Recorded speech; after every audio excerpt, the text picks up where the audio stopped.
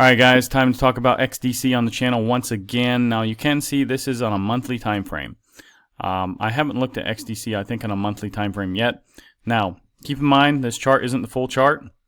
I believe there's probably another year or two, but I couldn't find any chart on Gate or Binance doesn't have XDC actually. So this is the best I can do. And I just don't want to dig into 100, other exchanges to find a little bit longer chart. This shows me enough, guys. Basically, it was consolidating between 2 and 7 cents. And in the last 3 months, guys, it's ready for a bust. So, yeah, I mean, this chart, you basically thought it was dead or dying, this coin. And suddenly, we got a big boom here.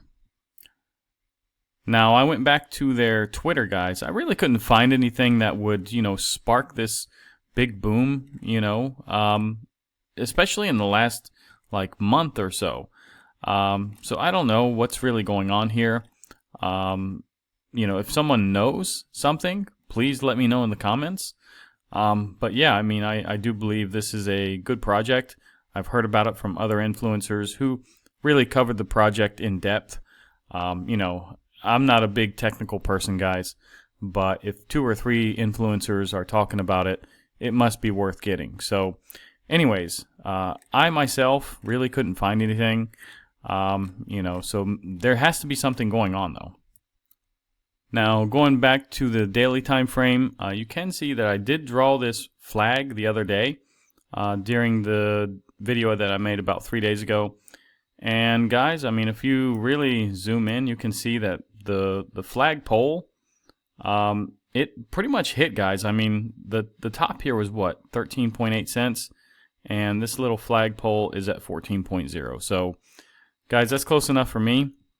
It looks like, technical analysis worked in this instance.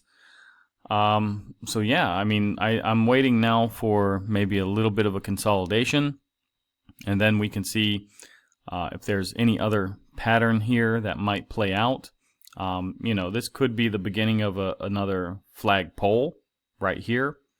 And yeah, we just kind of have to wait and see. I don't want to, estimate or guess where this is going to go from here until we, see some kind of pattern or, some consolidation basically. Now, on a 1 hour time frame, I do see a pattern. I just looked at this a second ago, so I do see a little tiny flag that is actually forming here. Let me just draw this out for you. Now, it looks like there could be a series of other, small flags here, basically, that were formed, like here. There could have been a little bit of a flag here in a way. But yeah, you have, the steps going up, consolidation, little bit of, pull down or drawback. Then you have the pump, then a little bit of a drawback, pump, little bit of a drawback. Here's a pump. So, maybe we have a little bit of a drawback. Maybe it even fakes out to the downside here, but I do believe it's in for another pump. Now, let's see. Let's draw this from down here because this is basically where this pump starts. And I'm going to draw that right there. Let's see here. Let me move this a little bit. And let's just say the touch point was right there. The last touch point, at the bottom of the flag. So, yeah, this does look like it's going to about 15 cents. Probably in the short term, guys, because it only has like another couple of hours it could spend here. Yeah, basically... This is the, about an hour and 50 minutes more, and it's got to make a decision on this flagpole. So, or this flag, So, yeah, target is about 15 cents at the moment, guys. I do believe this is going to be bullish. Now, turning on the RSI and the Stoke RSI, guys, on the 1 hour time frame. Also, this is still in normal range here with the RSI. So, yeah, it does have room. It could go up. You can see that, it did pop up here, did come down. Looks like it consolidated, and it's ready to go back up probably because this is pointed to the upside. but it's still actually in, you know, the normal zone, the neutral territory basically. And it can stay, you know, here for a little while too. Now keep in mind, like I said, this is a 1 hour time frame. So yeah, I do believe this will probably go into overbought, and how long it stays there, who knows? I mean, if we go back, let's see. I mean, it doesn't tend to stay there a long time, it looks like. Here it just, you know, barely got into it. Here it got barely into it.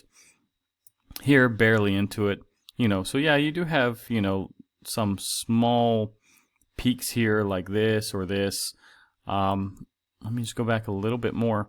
Yeah, okay, a couple of bigger peaks here, but yeah, here it just barely peeked into it. So, yeah, I think it will probably, you know, just peek into it.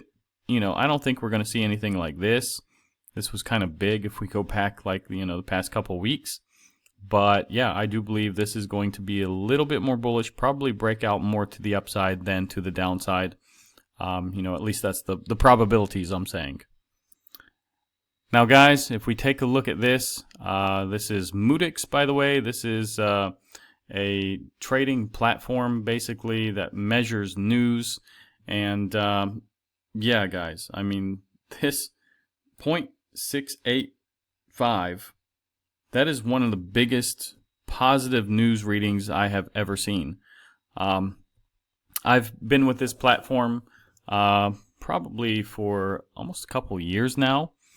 And I actually give English lessons to the man who runs this, you know, little company, this little platform. And yeah, I have to say, you know, this is one of the biggest positive news that I've ever seen. So, and yeah, this website, or this you know, application basically, it measures news on Twitter and other news sites and things like this.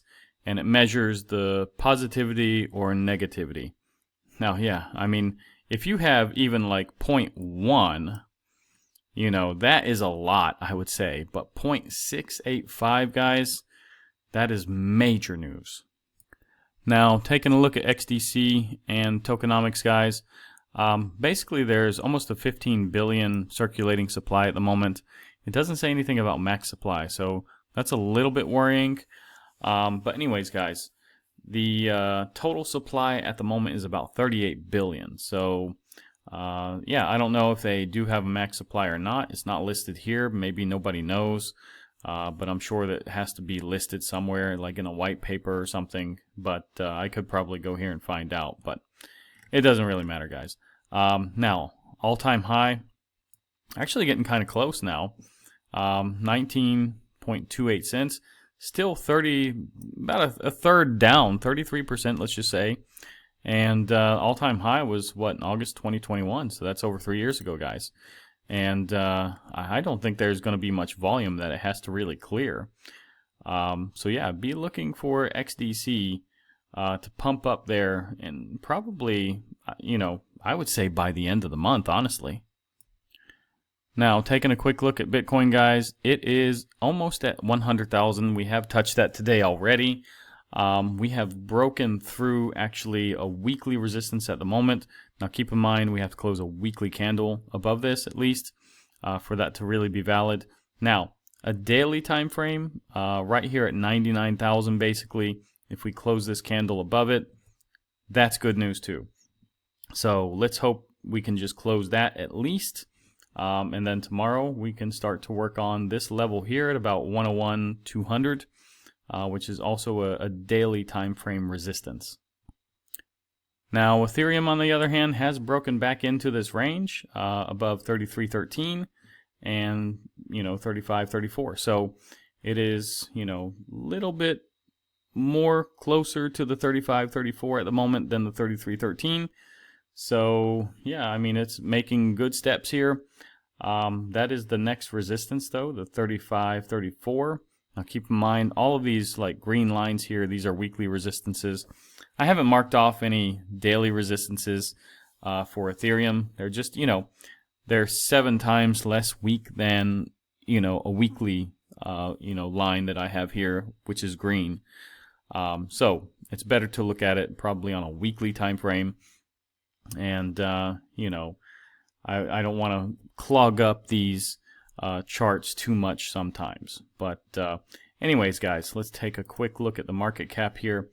3.42 trillion. That is actually, moving much, higher.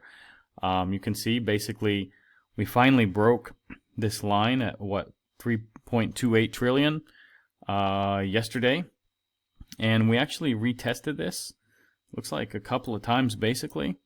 You can see here, retest, retest, and boom. So next resistance about 3.62 trillion. And if we look at the total market cap excluding Bitcoin, guys, it broke through when? Yeah, again, yesterday. Didn't really retest though. So yeah. Anyways, it's at 1.44 trillion, and next resistance should be at 1.55 trillion. So let's see if we can get above this little peak here. That would be probably the next step, I would say, though. We got to break the 1.5 trillion mark, and then you do have this 1.55 trillion. Now, taking a look at the dominance, guys, it was looking like it wanted to make a W. And yeah, I mean, just in the last few days, it started to get a little bit off course, you can see. Now, really up until about a day or two ago, it was still in play, I would say, because, nothing is going to be perfect. You do have these little variants here where you have a little, it doesn't really flow along this line so well. Now that's going to happen. I mean, it's not going to be a perfect W, of course, but it is, now getting a little bit crazy over here. I do think the W has kind of broken down at the moment. This is just another lower high, basically, in a series that you're going to see just over the course of the next, several months or year even.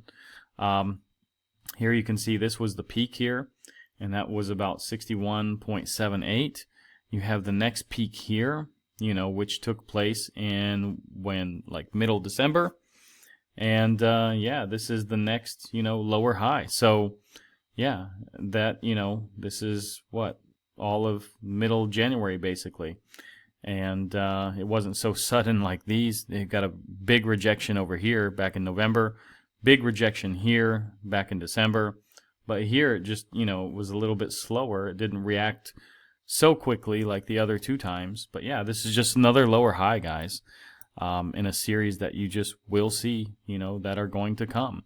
And yeah, let's see what the next step is. But it looks like it does want to go down to 57.55.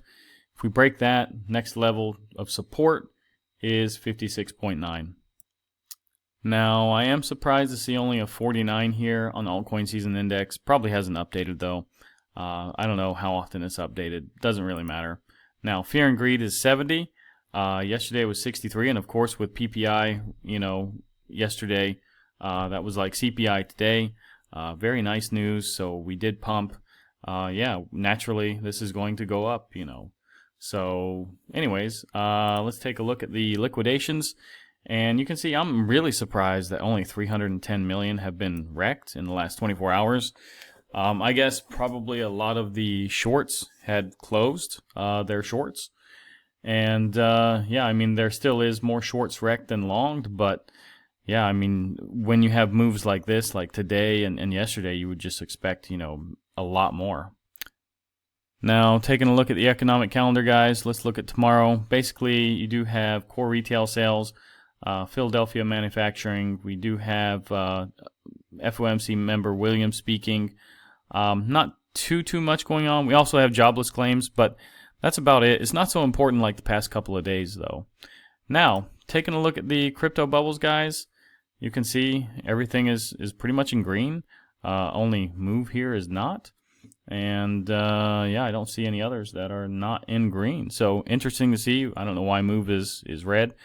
But anyways, guys, if you like this video, like, subscribe, activate the bell, and I'll see you guys in the next one.